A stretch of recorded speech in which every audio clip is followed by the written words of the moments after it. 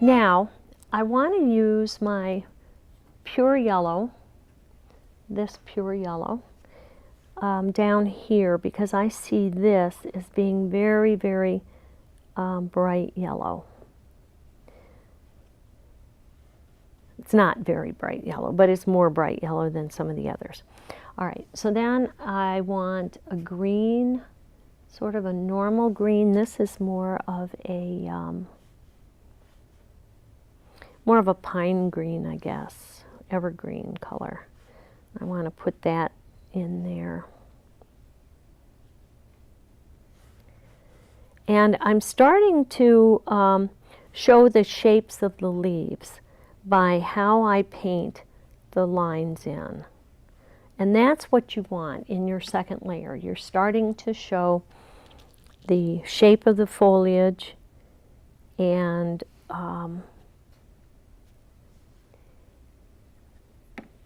how the shape actually goes with the.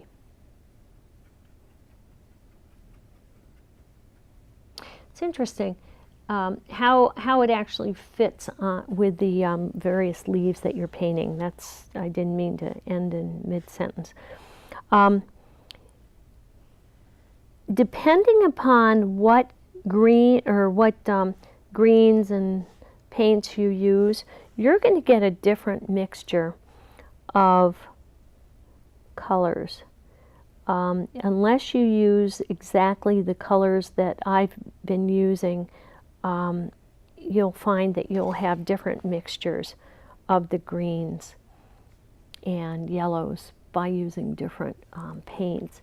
And different manufacturers, actually, you could have a cadmium red from 3 different manufacturers, and each one would be different. So it's quite overwhelming at times until you start to understand your palette. There's a book called The Wilcox Guide to Paints, and it lists all the paints and the paint colors and the manufacturers and shows you what they look like. And that's very handy to have. All right, so let's see. I want to get more green going. All right. So I'm just using a tiny bit of that Windsor blue green shade. And I want to put some of that down here. The thing that you want to do is, if you mix a color and you use it in one spot in your painting, you want to use it in another spot or more than one spot. And that's called color weaving. And what that does is it unifies your painting. If, let's say I was doing a landscape and I had a red barn, and I only had red in the barn, and I did not have a red or a shade of red any place else in my painting, the red barn would stand out a lot. And while you may want that in your painting, sometimes it's more pleasing to do what is called color weaving and put that red in vegetation around the barn or other places. And that really helps. It helps to unify your picture. Okay, now I want to make sort of a, I want to make a bit of a burnt orange or a burnt brown, sort of a yellow ochre, a brownish, because there's a leaf up here that looks like it is kind of starting to yellow and go bad, if you will. And I mixed that by using my new gamboge and the alizarin crimson. So that makes a really nice kind of yellow ochre shade. And again, you'll get to know these shades once you've practiced and used them. Now that shade I'm going to use in another place. I don't want it just in one location. I'm going to color weave it in a couple of the other leaves so that it doesn't stand out and doesn't look like a lone soldier standing there. I don't want the eye to go to that color and say, subconsciously, I don't see that anyplace else. You wouldn't really think that, but your mind will draw its own conclusions. Believe it or not, your brain is a lot smarter than you think it may be color-wise. All right, so I've used that color in a couple of other places. So it's not a lone soldier.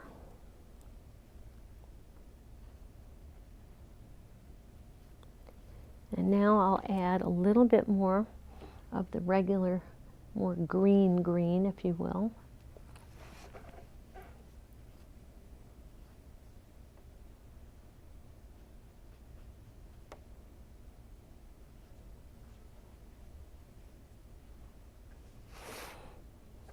So that that doesn't stand out. We don't want it to stand out. Okay, then I want to go back to sort of my olive green, and I want to add some olive green to this area and this area. I want to darken this a little. I like the fact that all of these leaves in this particular photograph have a bit of a yellow edge to them. So that leaves some liveliness in the painting by keeping a little bit of that yellow edge. Okay.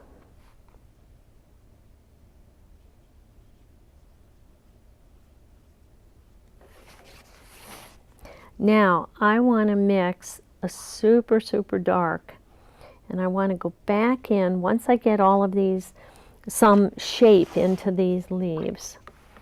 I want to go back in and I want to go into the dark areas again and add those. So I'm almost done with shaping most of my leaves. And what's nice about landscapes and doing plants and vegetation and everything is no one can say to you that leaf didn't look that way, because they don't know, they weren't there. But when you're doing a portrait of a person, then it's got to look like the person. But with landscapes and vegetation, it's a much more forgiving subject matter, which is kind of nice. You don't have the pressure of having it look like somebody and having egos involved. So that works out really well.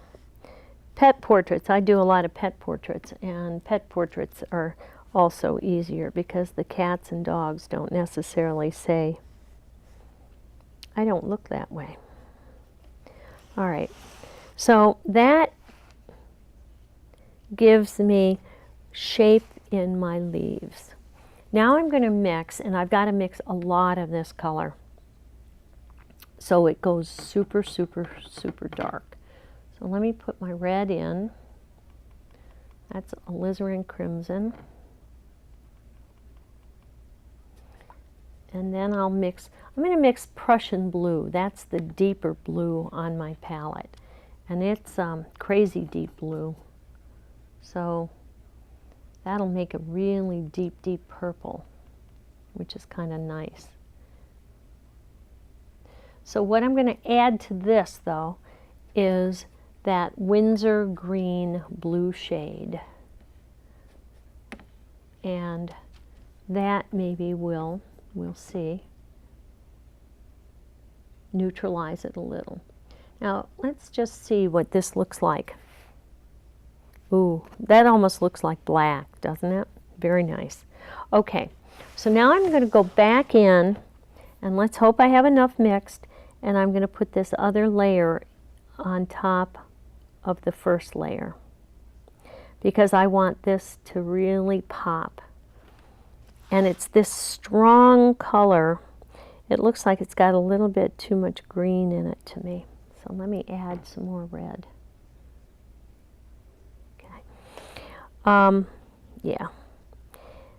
So I want this to really pop. When you are painting, dark colors, cool colors recede. So, and warm colors tend to come forward.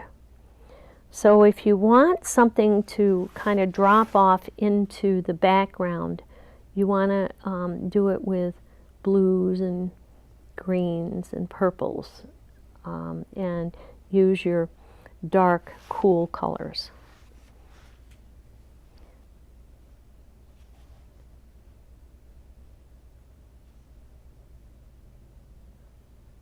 Now I'm doing this background because I want to see how dark my background is and how dark I'm going to need to take the calla lily.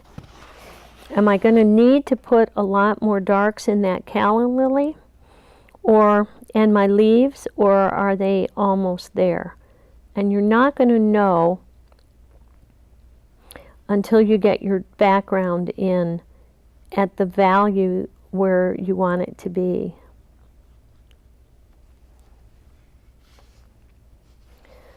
Okay.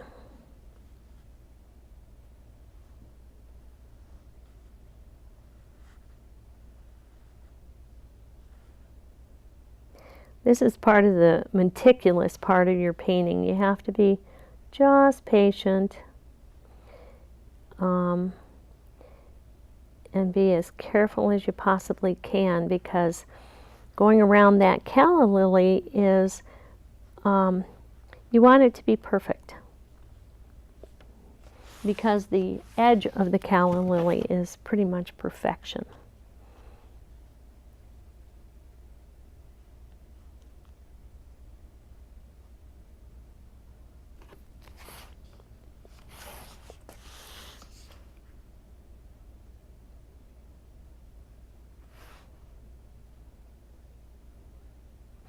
And this is where it's really important to make sure that what you're painting next to is completely dry, because otherwise it will bleed into it. You can always have a tissue, like a Kleenex tissue, handy to stop the bleeding. Don't use paper towels, because the paper towels have a pattern. And trust me, you will see that pattern if you blot your painting with a paper towel. All right, now I'm going to do this area down here because it all kind of ties in together.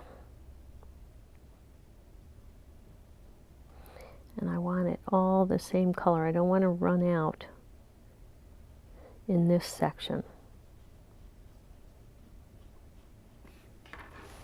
I can run out over here in the top corner and a little bit more down below, but not in this section, because it all connects.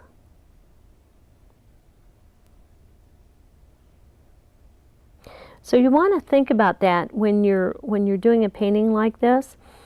A lot of times, if I'm doing a close-up of a flower and the leaves go off the page, I will do just one area at a time. Like if there's discrete background sections, and I'll paint that section one at a time so that I'm not feeling like I have to cover the whole painting all at once. And in fact, I'll actually compose my pieces with those little escape hatches, so to speak. In other words, I'll run a leaf off the side of the page so that I don't have to go all the way around a close-up of a flower all at the same time. Because trust me, by the time you get to the, if you start at one point, say at 1 o'clock, and you get to midnight on a clock, then your first line will have dried, and you'll have a hard line that you have to soften. So that's why I try to put in those little escape hatches. This is looking like it's going to be dark enough, but I won't know until I do a little bit more on the leaves and get those to a point where I'm happy with them. Now, the next thing I want to do with the leaves is I want to add darks, and then I want to put in shadows, because there, believe it or not, there are shadows on the leaves.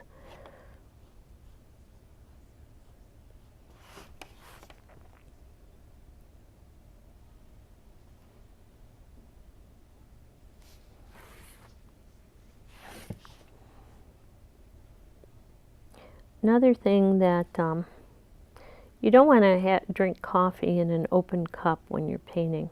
So many times I've almost cleaned my brush in my coffee cup.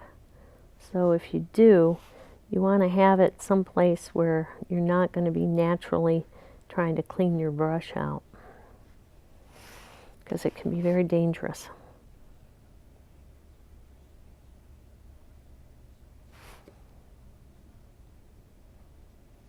Okay, good. I mixed enough of that dark. That's terrific. So I'll finish this up and do my last upper right corner. And then I can start doing a little more detail in my leaves.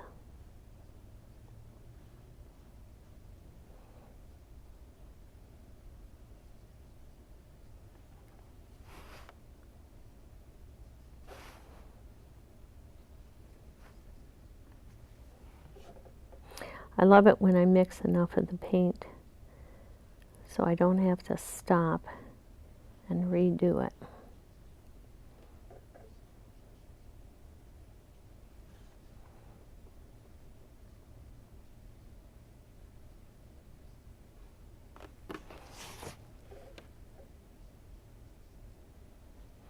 Almost done with this. You want to put the paint on the tip of your brush. The belly of the brush, which is the center part, controls how much water you have in your brush, but the tip is where the paint actually is most frequently. And you don't want to get paint too much in the belly of the brush, because it will go into the ferrule, which is this silver part of your brush, and it will start to loosen the adhesive. So you want to keep the tip of your brush where the paint is.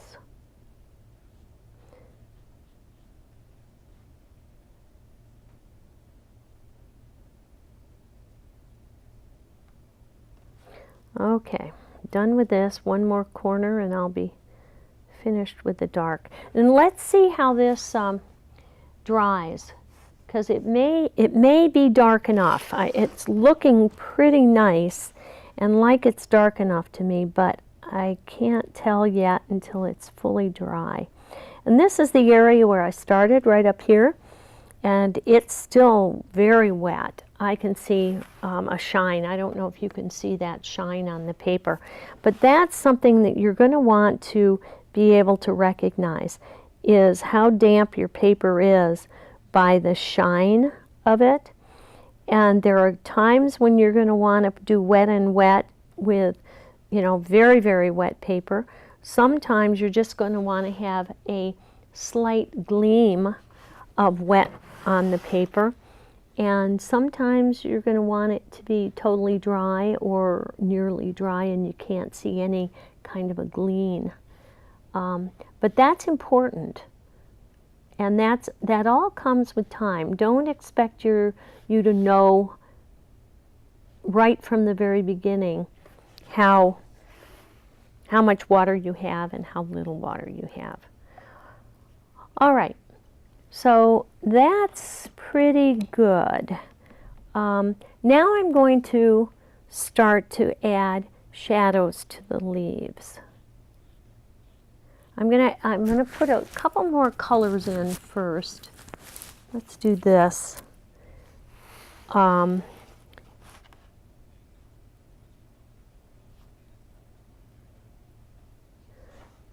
then I'll start to add shadows.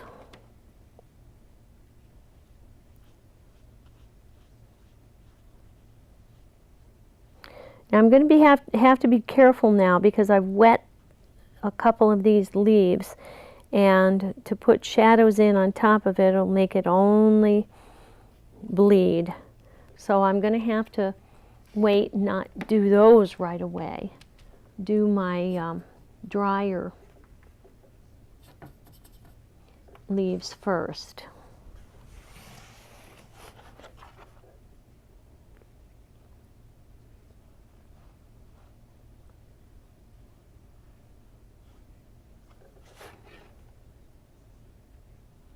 But this is a good time to take a look at what it is that you've done and see where the balance may be off and where you may need a little bit more color or whatever.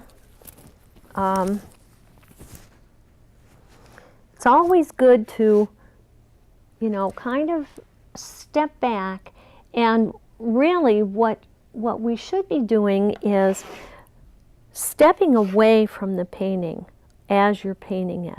So make sure you get up and you walk away, and you, painting this size, you should probably be about 4 or 5 feet away from it. You will be amazed. I cannot tell you how many times I've taken a painting that a student's been working on and held it back from where they were, and they say, "Oh my gosh, that looks a lot better than I thought." Well, no one is going to be looking at your painting 8 to 12 inches away. Only we artists who are doing this look at the paintings that close. So you definitely want to step back from your painting, and you want to say, how does it look from a distance? Because that is the key to how successful the painting is going to be. All right. And do that periodically as you're painting it.